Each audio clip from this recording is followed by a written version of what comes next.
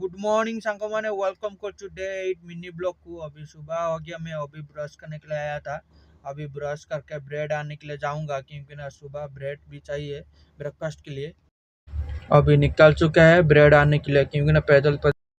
तो इधर ही छोटा बच्चा का पार्क है, हम लोग शाम को आके बैठता है। मेरा नाइट ड्यूटी है तो मैं शाम को आके बैठता हूँ क्योंकि ना नाइट ड्यूटी 9 बजे है तो शाम को क्या करेगा, हम लोग इधर ही आके पार्क में बैठ के मजा करते हैं हम लोग। मैं जब भी अंकल दुकान आता हूँ, एनी टाइम भीड़ रहता है इधर। मैं अंकल को बोल दे एक ब्रेड दे दो, एक बटर दे दो।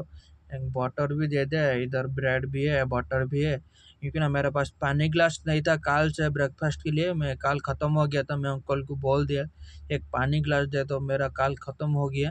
अंकल बोला ठीक है, मैं अभी दे देता हूँ तेरे को निकल के। अभी अंकल निकल के दे दिया मेरे को। अभी अंकल दुकान में आ गया ब्रेड और पानी का ग्लास बटर लेके। अभी लाइक कीजिए, सब्सक्राइब कीजिए न्यू वीडियो के लिए। रही लीजिए।